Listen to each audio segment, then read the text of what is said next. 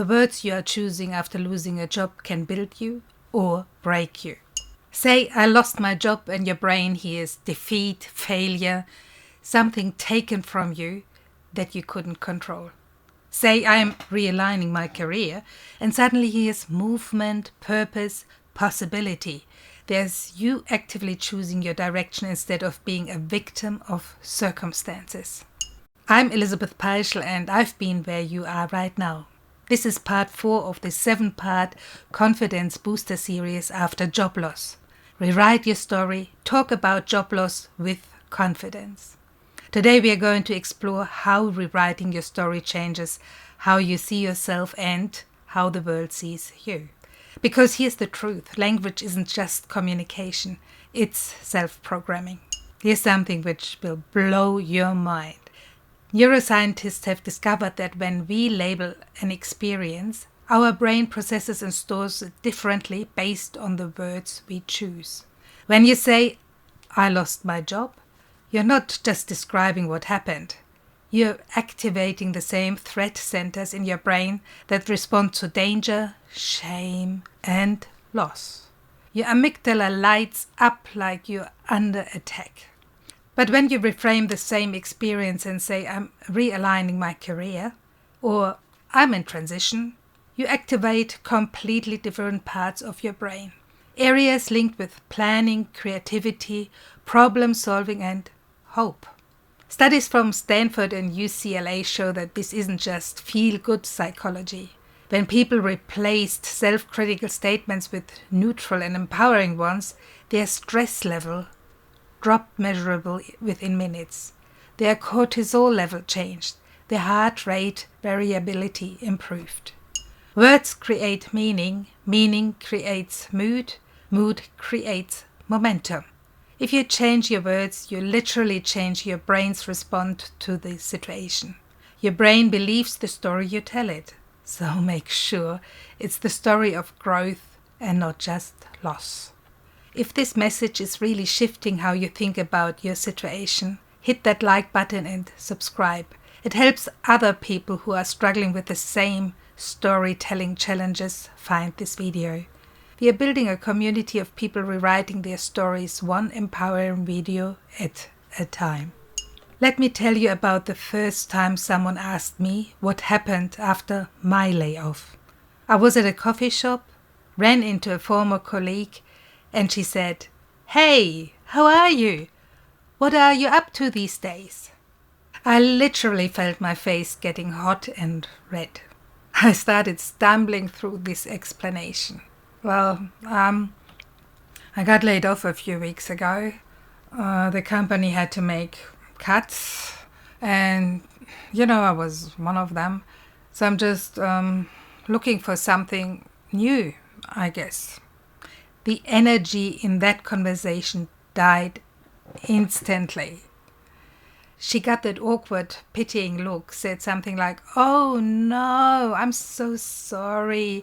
And we both couldn't wait to escape. But here's what I realized later. I wasn't just telling her what happened.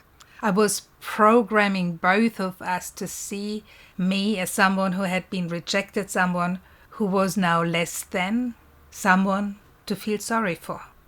I was teaching people how to treat my situation by how I talked about it. And I was teaching my own brain to see myself as a victim instead of someone actively creating the next chapter. After job loss, most people focus on what ended. But your story isn't what happened to you, it's what you decide to make it mean. When you introduce yourself with confidence, like I'm currently realigning my direction or I'm exploring new opportunities that match my strengths, you teach others how to treat your situation. More importantly, you teach your own brain to see opportunity instead of failure. Psychologists call this cognitive reframing, and it's one of the fastest ways to rebuild emotional resilience. Here's what it sounds like in practice. Instead of, "I got laid off," try, "My position was eliminated and I'm exploring what's next." Instead of, "I lost my job," try, "I'm in a career transition." Instead of, They let me go. Try, I'm realigning my professional direction. Notice how these aren't lies. They're just different ways of framing the same truth.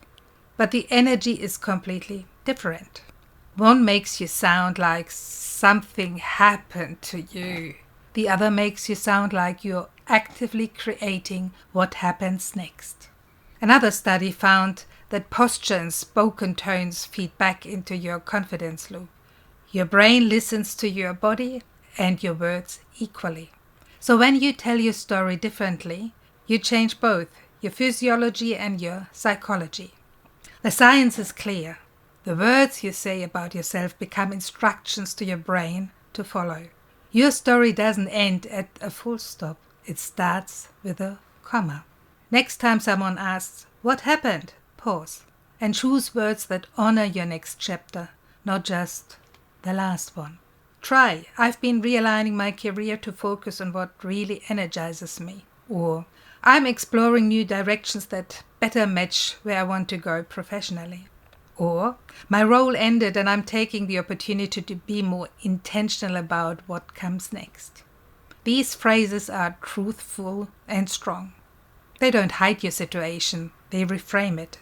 They position you as someone who's actively choosing their path, not someone who's been derailed by circumstances.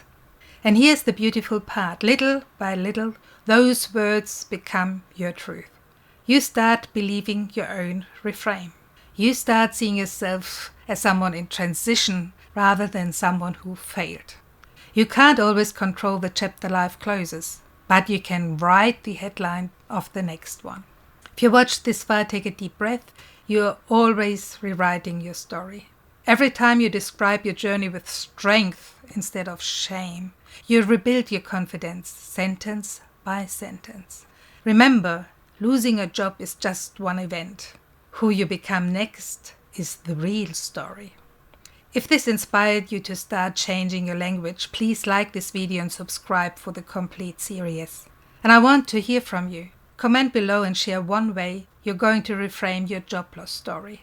What's your next story going to be? In part 5 of this series, we are talking about how to rebuild routine, to rebuild confidence, and how structure helps you regain control after job loss. Because once you've changed your story, you need to create the daily habits that support your new identity.